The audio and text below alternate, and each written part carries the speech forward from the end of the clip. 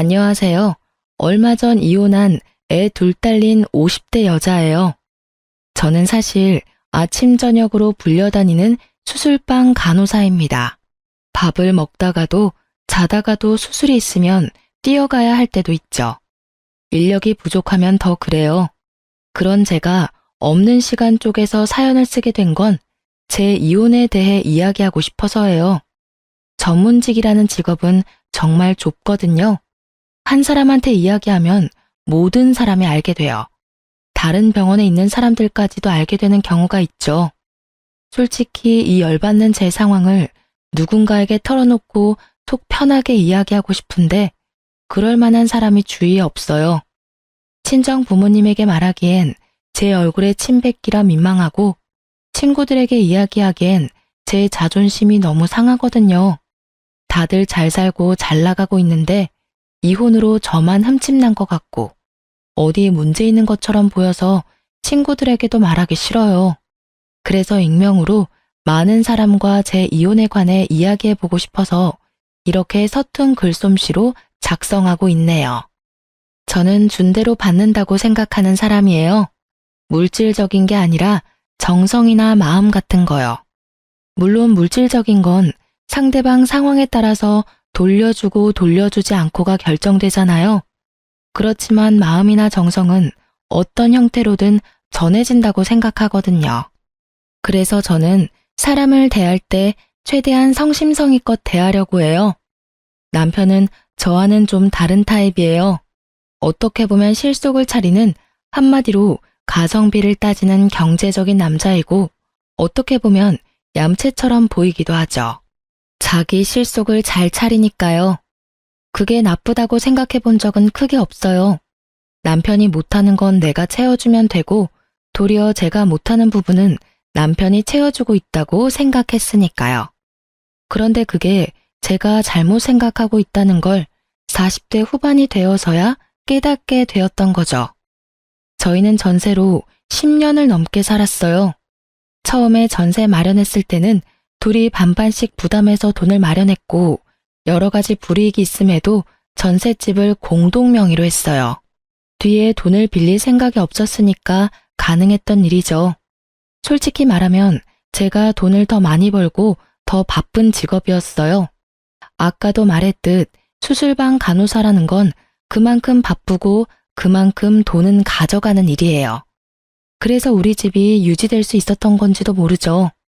남편은 작은 회사에서 일하고 있었는데 여전히 평사원인 채로 아침 9시 출근해 저녁 6시 칼퇴근하는 월급이 무척 적은 직장이었거든요. 남편 월급으로는 가게를 유지하는 데 힘들어요. 그래서 저는 필사적으로 일을 했어요. 그렇게 서로의 부족한 점을 메워가며 잘 살고 있다고 생각했는데 그게 점점 깨지기 시작했어요. 서로에 대해서가 아니라 서로의 가족을 대하는 점에서 그 사람의 단점이 보이기 시작하더라고요. 여느 때와 마찬가지로 추석이 다가오면 양가 부모님께 가져갈 선물을 사러 가거든요. 보통 과일 2상자, 건강기능식품 1상자, 추석 선물 세트 하나, 그리고 용돈.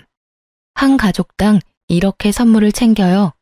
그래서 추석에 선물과 용돈으로 100만 원 넘게 쓰거든요. 결혼 초반부터 그렇게 해왔기 때문에 이번에도 그렇게 할 예정이었죠. 그런데 추석 때가 다가와서 제가 바빠졌어요. 수술이 잡힌 날을 보니 선물을 사러 갈 시간이 안 날 것 같더라고요. 그래서 저는 처음으로 남편에게 돈을 쥐어주고 선물을 사러 대신 다녀오라고 했어요. 항상 남편과 같이 갔으니 이번에도 잘하겠거니 하고 맡긴 거였어요. 그렇게 남편의 손에 들어간 돈이 80만 원이었어요. 남편은 상여금이나 보너스도 없는 직장이어서 그 돈도 제가 마련하곤 했거든요. 그렇게 남편에게 돈을 주고 잊어버렸는데 그날 저녁 카톡에 사진이 엄청나게 와 있더라고요. 이거 살까? 이거 살게. 이게 좀 튼튼해 보여. 이런 식으로 저한테 확인까지 받으려고 문자를 보냈더라고요. 그리고 얼마를 썼는지 금액까지 써서 보냈거든요. 딱 80만 원을 다 맞춰서 썼다고 문자가 왔더라고요. 사진에 찍힌 것들이 모두 상태가 좋아 보여서 저도 남편이 잘하고 있다고 생각했고, 이후로 그 선물에 대한 건 모두 잊어버렸죠. 아, 지금 생각해보면 잊지 말았어야 했어요. 뭐든 확인해야 하는 법인데. 어쨌든 그렇게 추석날이 다가오고 추석 전날인 연휴 첫째 날에 시댁으로 향했어요. 시댁에 도착해서 남편이 차에서 물건을 빼오는데 전부 튼실하고 좋더라고요. 과일도 모두 튼튼하고 맛있어 보이고 신선해 보였어요. 그리고 단지에 담긴 녹용도 비싸 보이기도 하고 선물해줄 맛이 나는 좋은 물건들이었고요. 솔직히 여태껏 마련한 것 중에 가장 좋아 보이더라고요. 그래서 저는 남편이 따로 자기 돈을 좀 썼다고 생각했거든요. 아무리 봐도 금액대가 비싸 보일 것 같아서요. 당연히 그것들을 보던 시댁에서는 아주 좋아서 입이 찢어지더라고요. 그러면서 시부가 매번 하는 말이 있어요. 아이고, 우리 아들, 이렇게 좋은 선물 매번 가져오고, 너 돈도 많이 들 텐데 뭐하러 이렇게 많이 사와? 다음부터는 이렇게 많이 안 가져와도 된다. 응? 이거였죠. 시부는 이 물건들이 모두 남편이 샀다고 생각하고 항상 아들 칭찬하기 바쁜 사람이었죠. 그럴 때마다 저는 그냥 가만히 있었어요. 부모님들은 모두 제 자식들이 해줬다 하면 좋아하시잖아요. 그리고 남편도 자기 집에서는 어깨 펴고 있어야죠. 그런 마음으로 제 돈이라는 말은 여태껏 절대로 하지 않았죠. 용돈을 줄 때는 제가 드렸지만 항상 같이 마련한 거라고 이야기하고 드렸죠. 용돈은 보통 30만 원을 드리거든요. 그날도 똑같은 날이었어요. 좋은 걸 주고 용돈을 드리고 남편 어깨가 으쓱해지는 그런 날. 그리고 하룻밤을 시댁에서 자고 그 다음날 오후에 친정으로 향했어요. 저는 오랜만에 친정에 가는 거라 너무 마음이 들떴어요. 휴가를 이렇게 길게 받은 것도 오랜만이었고 그 휴가에 부모님을 뵈러 가는 것도 오랜만이었거든요. 몇 번의 추석과 명절은 급한 수술이 잡혀 가지 못한 적도 많았어요. 그래서 들뜬 마음으로 친정에 도착했죠. 남편에게 물건을 들게 시키고 집에 들어왔는데 남편이 들고 온 물건들이 죄다 상태가 안 좋더라고요. 사과며 배는 딱 봐도 오래된 티가 났고 건강기능식품으로 사온 홍삼은 유통기한이 임박한 상품이었죠. 친정엄마는 그것도 선물로 사온 거라고 남편에게 신경 써줘서 고맙다며 인사하더라고요. 그걸 보던 저는 울컥울컥 화가 치밀어 올라서 남편에게 차에 뭐 가져올 거 있으니 잠깐 나가자고 하고 밖으로 나왔어요. 그리고 차 앞까지 와서 남편에게 따졌어요. 저거 다 뭐야? 시댁에 드린 물건이랑 완전히 다른 물건이잖아. 하루 만에 애들이 시들었을 리도 없고. 도대체 어떻게 된 건데? 너 설마 우리 집에 올 물건들만 저런 하자 있는 것들로 골랐어? 아니, 물건을 사다 보니까 아무래도 예산이라는 게 있잖아. 그래서 예산에 맞추다 보니까 이렇게 됐어. 나도 일부러 그런 거 아니야, 진짜로. 내가 샀을 때는 상태가 괜찮았는데 아무래도 시간 지나서 좀 더 나빠진 것 같기도 하고. 그러면 예산을 낮춰서 물건을 샀었어야지. 아니, 혹시라도 예산이 넘었으면 당신이 돈을 좀 더 낼 생각은 해보지도 않았어? 거기다가 시댁에만 좋은 거 싹 다 가져다 주고 우리 집에는 완전히 먹지도 못할 것들만 갖다 준 셈이잖아. 일부러 그랬지? 너희 집에만 좋은 거 보낸 거. 너 설마 처가 깔보는 거니? 그런 거 아니래도. 아니, 나도 좋은 거 사려고 했어. 저것도 최대한 좋은 거 산 거고. 우리 집에만 괜찮은 거 간 것도 다 우연이야. 제일 위에 있는 것들로만 가져왔는데 결과가 그렇게 된 걸 나한테 따지면 어떡해? 그럼 이 상황에 누구한테 따져? 내가 너한테 돈을 주고 맡겼으면 제대로 일을 하기라도 해야 했을 거 아냐. 네가 이딴 식으로 행동했다는 건 네가 우리 집과 나를 그런 식으로 보고 있다는 거잖아. 하자품, 유통기한 임박 상품을 선물해줘도 넙죽 받을 거라고. 그렇게 생각하고 그거 준비한 거 아니었냐고. 우리가 먹어도 다 남겨서 버릴 만한 물건들만 골라와서는 그걸 명절 선물이라고 떡하니 내놔? 솔직하게 말해봐.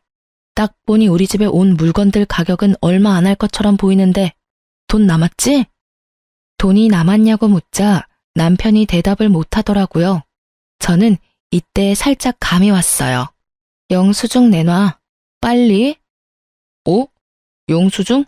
없는데? 사고 다 갖다 버렸지. 그게 왜 남아있겠어? 그래? 그러면 핸드폰 내놔. 폰은 또 왜? 아, 진짜 돈 다 썼다니까. 남은 돈 없어. 변명하는 남편 손에서 핸드폰을 뺐던 저는 카드 승인 내역을 살피기 시작했어요. 안절부절 못하는 남편 따위는 제 안중에도 없었죠.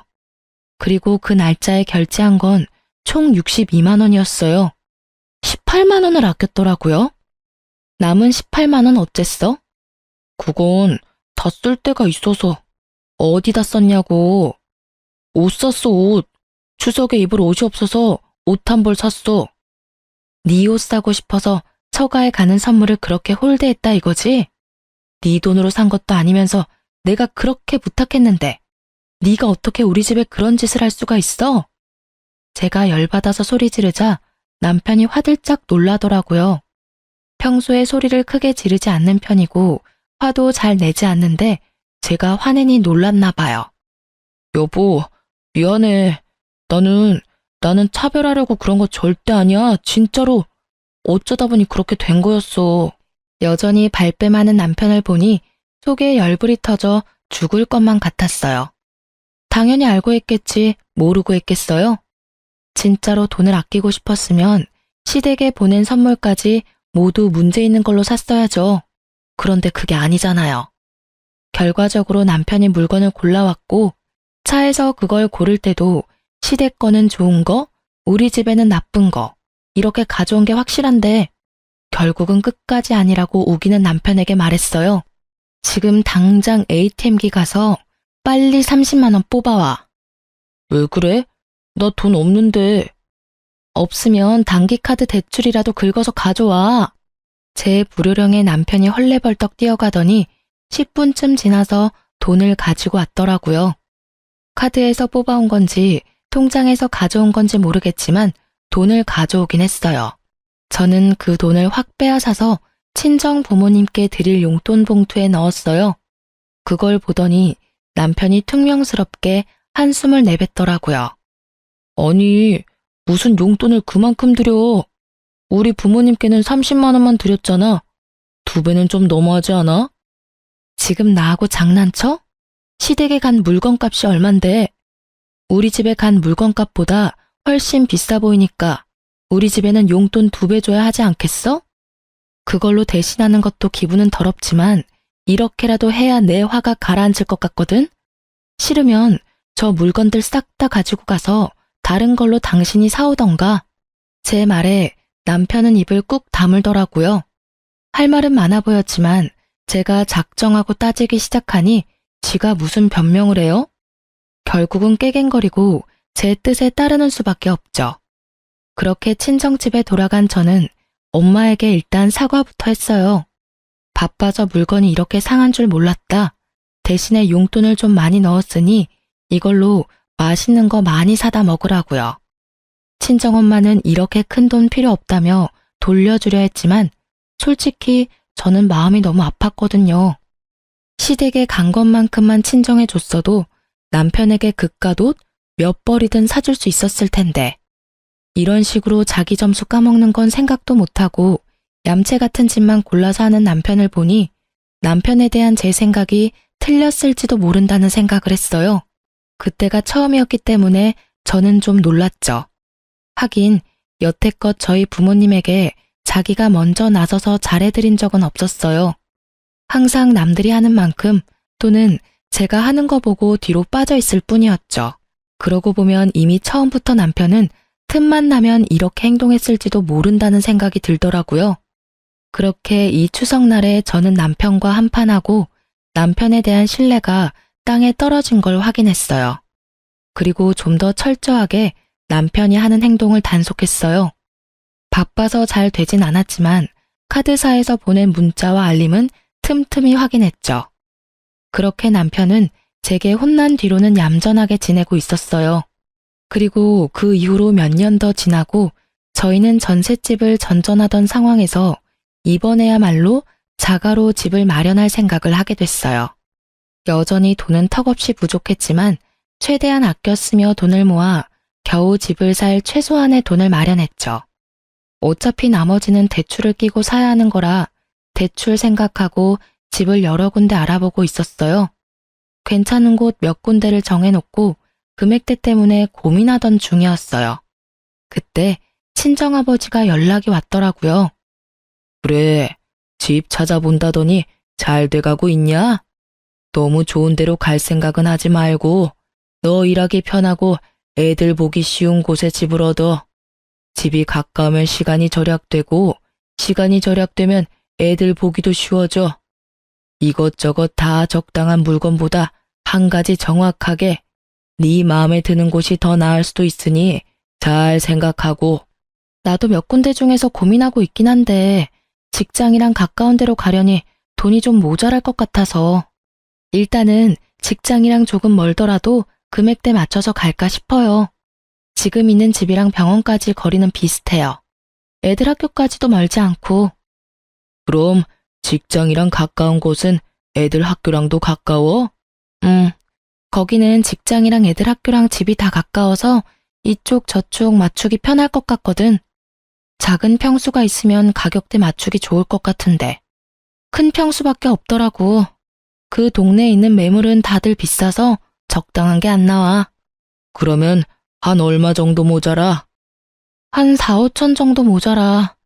이사비하고 잡다한 비용까지 다 하면 그 정도는 더 필요한데 우리 그만큼 더 빌릴 곳이 없거든. 그래서 일단은 차선으로 선택했던 집으로 하려고. 그러지 말고 첫 번째로 생각했던 집으로 가. 아빠가 많지는 않지만 5천만 원 해주마. 너 결혼할 때 도움도 못 주고 네가 벌어서 결혼식까지 다 하지 않았냐? 아빠가 그 생각만 하면 마음이 너무 아프고 짠해. 항상 집에 도움만 주던 우리 딸, 이럴 때 아빠가 도움이라도 좀 돼야지. 됐어, 놔둬요. 아빠 무슨 돈이 있다고 돈 대준대? 그러지 말고 그 돈은 아버지 노후 자금으로 쓰세요. 나 말년에 아빠 노후 자금 가져간 나쁜 딸로 만들지 말고. 갑자기 돈을 주겠다는 아버지의 말에 저는 우스갯소리로 거절했어요. 아버지에게 돈을 받고 싶은 마음은 없었거든요. 그런데 아버지가 그러더라고요. 아빠 퇴직금 나왔어. 나온 것 중에 반도 안 되는 금액이야. 첫째 딸은 살림 미천이라고 항상 우리 집에 돈 모자라면 네가 나서서 돈 마련해주지 않았니? 아빠도 너 돕게 해줘. 아빠의 그 말에 눈물이 찔끔 나더라고요. 참으려고 했는데 그동안의 제 고생이 보상받는 기분이라 아버지에게 말했어요. 아빠, 고마워요. 하지만 그 돈은 진짜 나한테 필요 없어. 그냥 조금 먼 곳에 집을 얻으면 될 일이야. 너네 도와주고 싶어서 그러지. 지금 네 통장에 보내마. 끊는다. 결국 제 말도 듣지 않고 아버지가 돈부터 보내셨더라고요. 거절하기도 민망해서 남은 시간 동안 착실히 용돈과 효도로 갚겠다는 생각으로 그 돈을 통장에다 넣어두고 저는 첫 번째로 계약하고 싶었던 집을 계약하려고 마음먹었어요. 그런데 부동산을 가려니 시간이 영 안 나더라고요. 그렇게 며칠 지나고 시댁에서 식사하러 오라며 저를 부르더라고요. 남편에게 전화했더니 자기는 벌써 시댁이라며 빨리 오라고 들뜬 목소리로 저를 재촉하더라고요. 시댁에 뭔가 좋은 일이라도 있나 싶어서 갔는데 시댁 앞에 낯선 포터 하나가 떡하니 주차되어 있었어요. 딱 봐도 새로 뽑은 느낌이 나는 차에는 시부의 전화번호도 딱 적혀 있었죠. 아버님, 저 왔어요. 그래, 어서 오너라. 너 밖에 있는 차 봤냐? 네, 봤어요. 그런데 아버님이 사신 거예요? 내가 무슨 돈이 있어서 트럭을 사? 이거 아들이 사줬지? 그 말에 깜짝 놀랐어요. 남편이 외동아들인데 그 말은 남편이 사줬다는 말이니까요. 매번 돈 없다며 징징대는 남자가 웬일로 시부에게 큰 트럭을 사줬나 싶었죠. 제가 생각하는 걸 다르게 생각한 모양인지 시부가 제게 말하더라고요. 세아가, 너도 네 남편한테 좀 배워라. 아들이 이렇게 효심이 지극해. 제 아비 힘들게 일하는 거 알고는 이렇게 알아서 트럭을 선물해주지 않니? 하긴 친정보다 시댁에 잘해주기는 좀 그렇겠지? 넌 매번 바쁘고 남편 내줘도 잘 못해주니 그런 걸 바라는 것도 무리이긴 하지. 그래도 네가 못하는 걸 우리 아들이 잘하니 다행이지 않겠냐? 부부 두 사람 중 하나라도 윗사람 잘 공경하면 되는 일이지. 그 이야기에 정정해주고 싶은 말은 많았지만 시부의 정신건강을 위해 참기로 했어요. 그런데 남편이 저 포터를 사줄 돈이 어디에서 났나 하는 건 별개의 문제였죠. 저는 남편을 작은 방으로 따로 불러 물었어요. 당신 아버님께 포터 사드리는 거 왜 나한테 이야기 안 했어? 오늘 이야기했잖아. 오늘 사드렸거든. 아버지가 몇 달 전부터 포터 하나 있으면 일할 때 좋겠다고 하도 그러셔서 하나 사드린 거야. 그러니까 사기 전에 나하고 의논했어야지. 근데 어느 틈에 돈을 그만큼 모았대? 매번 돈 없다고 한 건 그 돈 모으려고 그랬던 거야? 어? 아니? 우리 생활비 통장에 목돈 들어와 있길래 그걸로 사드렸는데? 저는 제 귀를 의심했어요. 제가 제대로 들은 게 맞나 싶었죠. 설마 남편이 말도 없이 그 돈을 썼을 리가 없을 거라 생각하며 황급히 어플을 열어 통장에 얼마나 남았는지 확인했어요. 잔액을 확인한 저는 눈앞이 캄캄해졌어요. 2천만 원이 사라지고 없더군요. 당신 그 돈이 무슨 돈인지 알고 썼어? 당신이 말해줬잖아. 장인어른이 주신 돈이라고.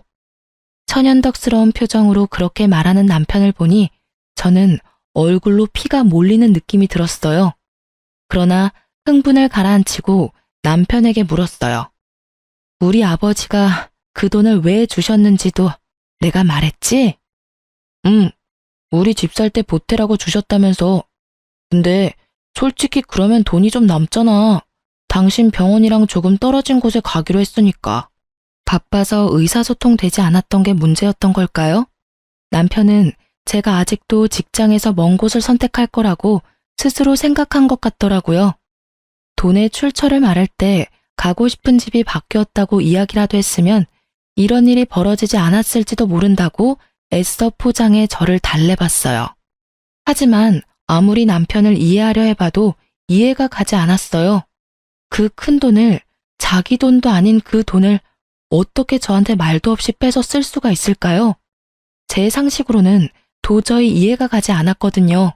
나는 그 돈을 받아서 첫 번째로 마음에 들었던 직장과 가까운 곳에 집을 사려고 생각했었어. 그런데 그 돈을 왜 네가 몰래 가져다 써? 몰래라니, 어감이 이상하잖아. 솔직히 그런 거 나는 몰랐고 생활비 통장에 돈이 들어와 있으니까 써도 되지 않을까 하고 썼던 것뿐이야. 근데 당신 좀 너무하다. 우리 아버지 포토 사드리는 게 그렇게 아까워? 적반하장이라는 말이 딱 생각나더라고요. 네가 네 돈으로 사드리는 거면 아깝다고 생각 안 해. 근데 그 돈이 무슨 돈인데? 우리 아버지 퇴직금에서 떼어준 돈이야. 노후자금 하셔야 할 돈 나한테 주신 거라고. 근데 그걸 네가 홀라당 써버려? 네가 효자 되려고 날 불효녀로 만들었어? 결국 참지 못한 저는 대폭발을 해버렸고 시부와 시모가 놀라 뛰어왔죠. 효자 불효녀 그런 게 어딨어. 그 돈 없어서 집 못 사는 거면 그냥 전세 살면 되지. 여태까지 잘 살았잖아.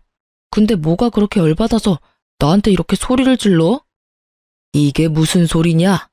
왜 너희들끼리 싸우고 있어? 그것도 시댁에서. 너 설마 내 아들이 나한테 차 사줬다고 여기 와서 성질내? 도대체가 사돈이 뭘 가르쳤으면 겨우 돈 2천만 원 가지고 남편을 잡아먹을 것처럼 난리여. 그 말에 저는 더 욱했어요. 아빠 힘들게 일해서 받은 돈 남편이 홀라당 까먹은 것도 하나는데 시부가 우리 아버지 욕하니 참을 수가 없었거든요. 아버님, 착각하지 마세요. 그 포터 남편이 모은 게 아니라 친정아버지가 저한테 집 살 때 보태라며 주신 아버지 퇴직금이라고요. 그런데 그 돈으로 포터를 사요? 그리고 그 돈이 제가 받아온 돈이면 저한테 허락이라도 맡았어야죠. 말도 없이 그 돈을 쓴 건 도둑질이랑 뭐가 달라요? 제 말에 시부도 열을 받았는지 씩씩대더군요. 너 지금 우리 아들을 도둑이라고 했어? 며느리가 돼서 시아버지 차 한 대 사주는 거 뭐 그리 어려운 일이라고? 네가 못해서 아들이 매번 이렇게 잘해주는데 네가 왜 여기서 큰 소리 치는 거야? 그러게요. 그러면 이제부터는 아드님한테 다 받으세요. 당신도 들었지? 앞으로 부모님 생신, 설, 추석, 명절, 어버이날 선물은 당신 돈으로 해드려. 여태까지 내 돈으로 열심히 효도해드렸잖아. 아버님도 원하고 있으니까 당신이 번 돈으로 열심히 사드려. 그건 내가 절대로 말리지 않을게. 저는 그 말을 끝내고 집에 가려고 가방을 들었어요. 남편이 제게 쫓아오더라고요. 여보, 그건 좀 너무하잖아. 여태까지 잘해줬으면서 갑자기 이러면 이 손 놔. 나 잡지 마. 아버님 말씀 못 들었어? 내가 못하는 거 아들이 해준다잖아. 그러니까 난 이제 손 뗄래. 당신이 알아서 잘 챙겨드려. 그럼 됐지? 남편은 절절한 모습이었고 시부모는 우리 대화를 듣곤 얼굴이 벌겋게 달아올랐죠. 부끄러울 만도 하죠. 여태껏 아들이 다 해주는 거라고 며느리한테 온갖 생색 다 내며 자랑질했는데 알고 보니 다 며느리 돈이었고 며느리 덕이었다는 걸 알아버렸으니 말이죠. 그렇지만 저는 그런 건 눈에 들어오지도 않았어요. 이혼하기 전에 남편이 가져간 돈 회수할 생각만 머릿속에 가득했거든요. 그렇게 집에 돌아오고 냉랭한 날이 계속됐어요.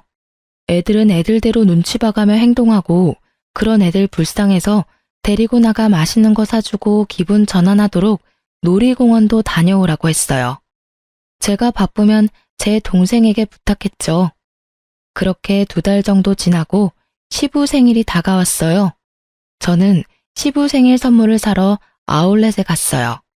그때는 한여름이었는데 겨울 상품을 싸게 팔고 있었어요.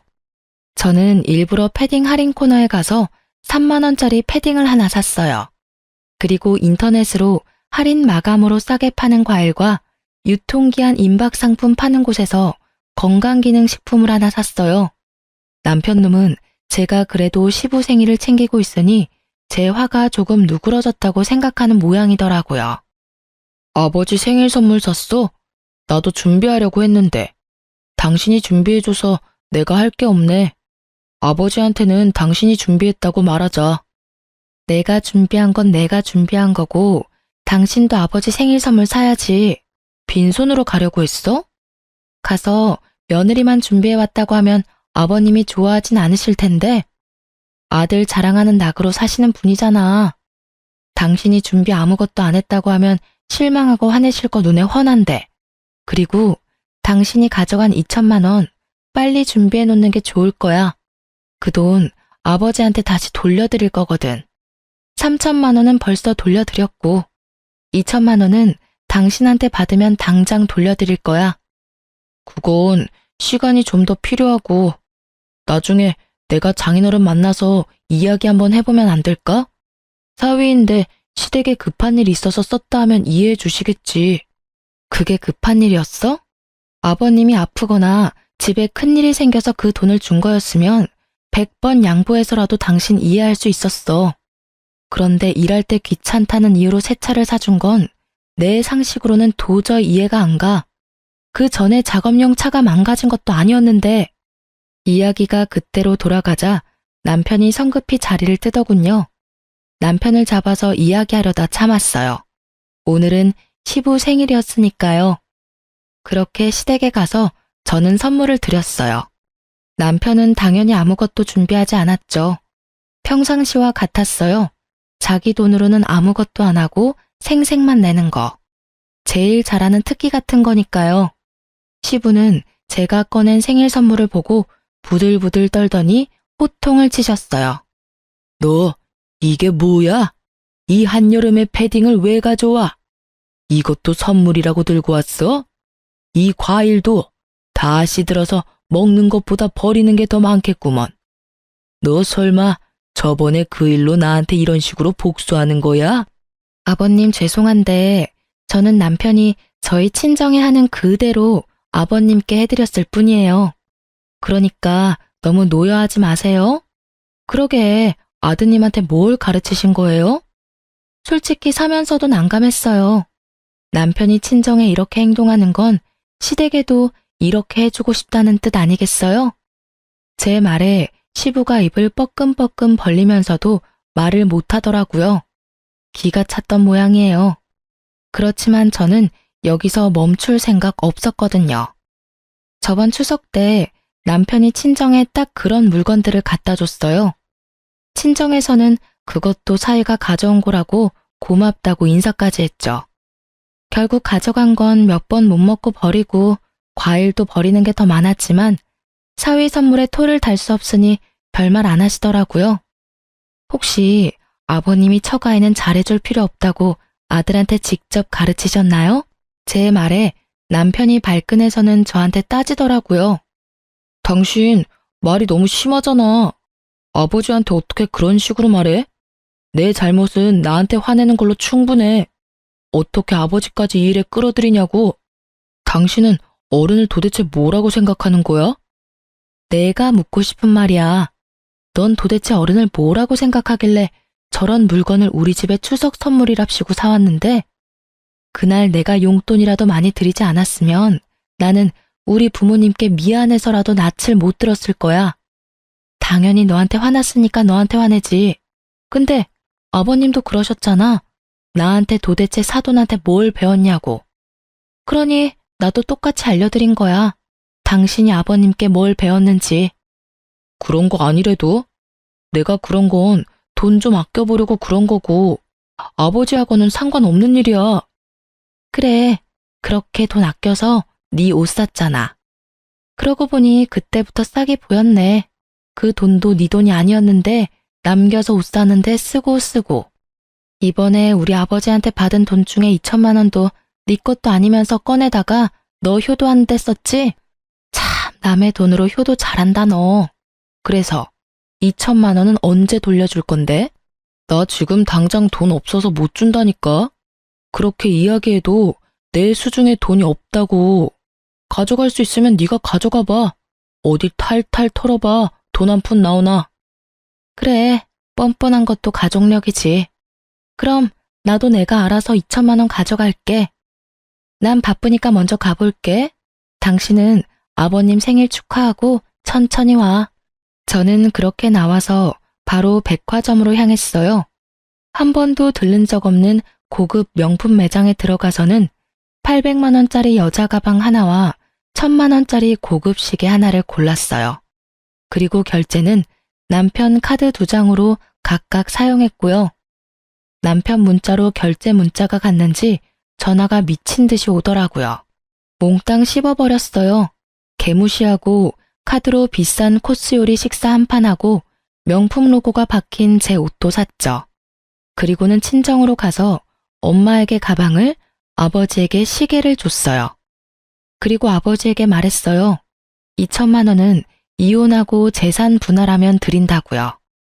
아버지는 잘 살라고 준 돈 5천만 원 때문에 딸이 이혼하게 됐다고 침울해했지만 어머니는 이미 추석날 사위의 추태를 봐서 그런지 이혼에 반대는 하지 않았어요.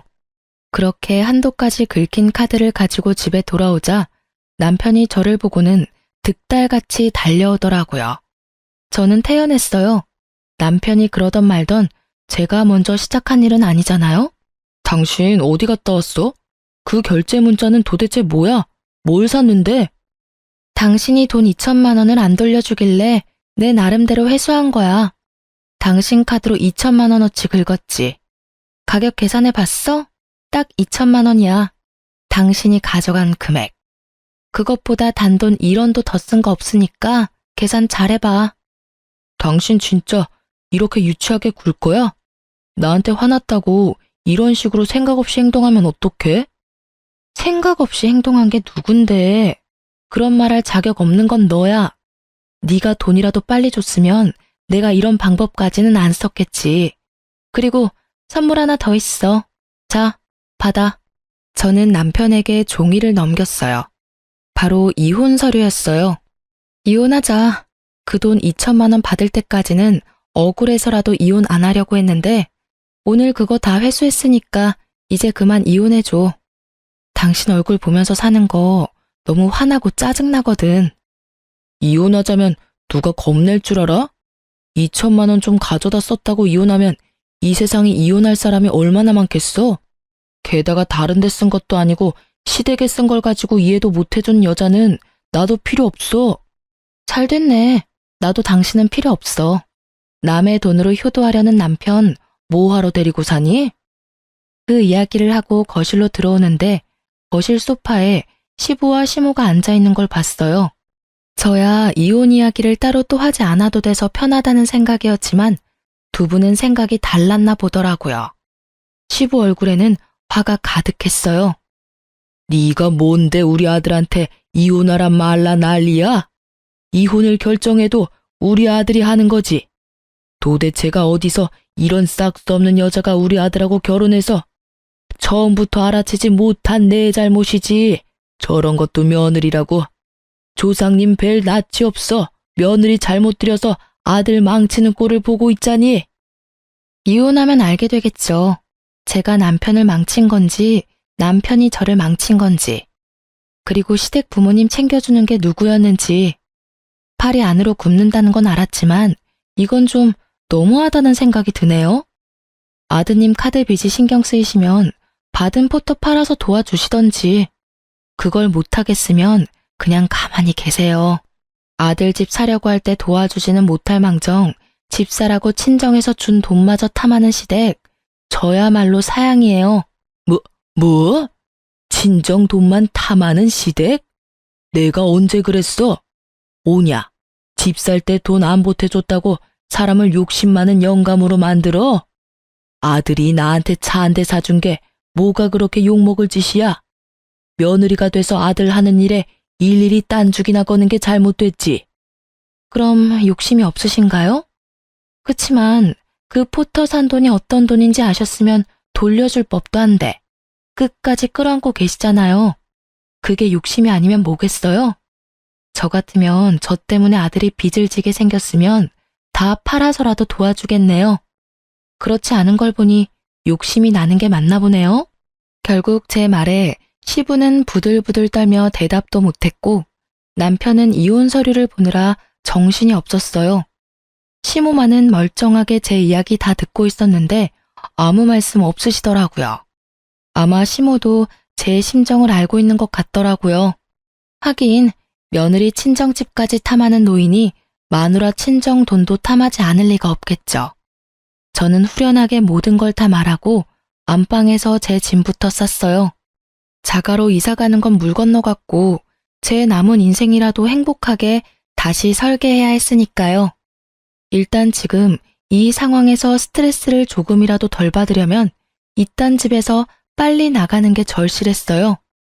어차피 공동명이라 집이 도망갈 일은 없었거든요. 그치만 지금 당장 나갈 수는 없었어요. 나가더라도 아이들과 함께 나가기로 결정했거든요.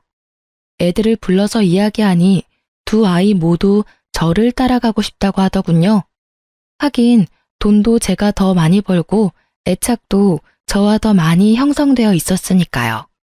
결국 남편과의 이혼으로 전셋집은 반토막 나서 보증금 반은 제가, 반은 남편이 가져가게 됐어요. 그리고 무엇보다 아이들을 제가 데려오게 돼서 천만다행이라고 생각했어요. 그렇게 치열한 이혼을 끝내고 저는 남편과 깨끗하게 결별했어요. 아이들은 남편을 보고 싶지도 않다고 하더라고요. 어린애들이었으면 몰라도 이제 사리분별은 하는 나이라 그런지 제가 얼마나 애쓰고 남편이 얼마나 골칫거리였는지 잘 알고 있는 것처럼 보였어요. 그래서 솔직히 미안했어요. 따뜻하고 안정적인 가정을 만들어주고 싶었는데 이렇게 깨지게 돼서.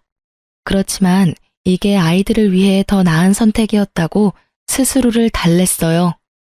그렇게 친정 부모님 도움받아 아이 키우며 돈 벌고 결국은 제 집 마련을 할 수 있었어요. 그리고 얼마 전에 전 남편 근황을 알게 됐죠. 돈 모을 생각은 없고 쓸 생각만 하던 전 남편이 이혼하면서 전세금 반을 받았잖아요. 그런데 그걸 아껴서 작은 전세를 얻던지 뭘 해야 했는데 그냥 들어온 돈이라고 다 써버리고 결국은 집도 없이 시댁 들어갔다고 하더라고요. 그 전세금은 다 써버리고 카드값 메우기에 힘들어지니 시부에게 준 포터를 몰래 팔았다고 하더라고요. 시부는 포터 팔 때도 줬다 뺏는 게 어딨냐며 난리치고 그런 시부에게 전 남편은 어차피 내 돈 주고 내가 산 차 아니냐며 그거 팔아야 자기 신용불량자 안 된다며 생떼를 쓰고 난리도 아니었다고 해요. 그 이야기 들으면서 얼마나 웃음이 나오는지. 결국은 팔려버렸잖아요. 그렇게 애지중지했던 차를. 그것도 그렇게 자랑하던 아들놈이 말이죠. 결국 시부는 그거 뺏기고 씩씩대다가 시댁 재산까지 낭비하는 전 남편을 두고 볼 수 없었는지 시댁에서 쫓아내며 혼자서 살라고 했다고 하더라고요. 전셋집 얻을 돈도 없는데 혼자 나와버렸으니 결국은 월세 얻어서 겨우겨우 호라비 생활하며 살고 있대요. 그 이야기를 듣는데 정말 너무 웃겨서 눈물이 다 날 뻔했죠. 얼마 전에는 혼자 살면서 자기 처지가 안타까웠는지 저한테 연락까지 했었어요. 애들 보러 오겠다는데 그때는 저도 오라고 했어요. 전 남편 소식 듣고 우리는 잘 살고 있는 거 보여주고 싶었거든요. 우리 집 와서 집 한번 쓱 둘러보더니 저한테 말하더라고요. 미안해. 내가 일이 이렇게 될 줄은 몰랐어. 그때 정말 내가 무슨 생각으로 그랬나 싶어. 내 딴에는 잘한 일이라고 생각했고 당신이 자기 명의의 집을 갖는 게 그렇게 중요한 일인지도 몰랐어. 정말 당신한테 못할 짓 한 것 같아. 이제라도 사과를 받았으니 됐어. 당신도 그러지 말고 좀 더 사람답게 살아. 우리 없다고 당신 인생이 끝나는 것도 아니잖아.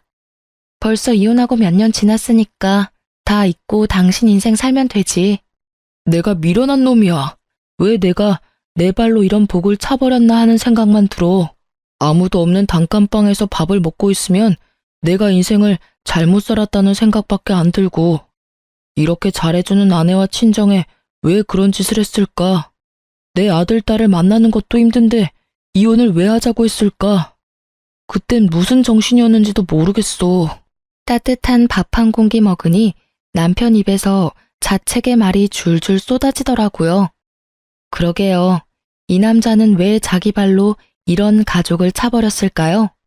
잠깐 자기 입속 챙기려다 시부에게 잘 보이려다 결국은 몽땅 다 잃었잖아요. 집도 가족도 아내도 아이들도. 결국은 그렇게 잘 보이려던 시댁마저도 등을 돌렸으니까요. 그래도 다행인 건 저더러 재결합이나 다시 만나자는 이야기 같은 건 하지 않더라고요. 만약 그랬다면 밥 한 끼 안 주고 주걱으로 뺨을 쳐줬을 거예요. 전 남편이 제 아버지가 준 돈만 함부로 쓰지 않았더라면, 그리고 일찍 그 돈을 돌려주려고 하기만 했다면 저와 함께 자가로 번듯하게 집 얻어서 잘 살 수 있었을 거예요. 한 번의 선택으로 사람 인생이 이렇게 갈리는 거죠. 저는 솔직히 힘들었지만 잘 됐다고 생각해요. 인생의 절반을 넘어가면서 솔직히 그때 참았어야 했을까 하는 생각도 들거든요. 그렇지만 그렇게 산다고 그게 사람답게 사는 건 아니잖아요. 그리고 이런 일들이 쌓일 때마다 고쳐지지 않는 남편을 보며 썩어갈 제 속도 걱정이었고요. 그래도 아들들 결혼할 때 이혼한 남편 옆에 둘 수도 없으니 그거 하나, 딱 그거 하나만 아쉽다는 생각해요.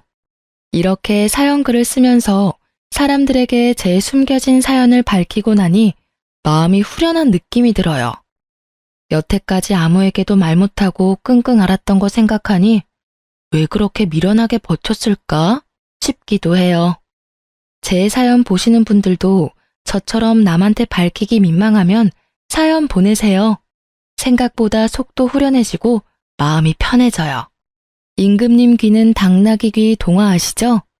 저는 이렇게 다 털어버리고 마음이 편해졌네요.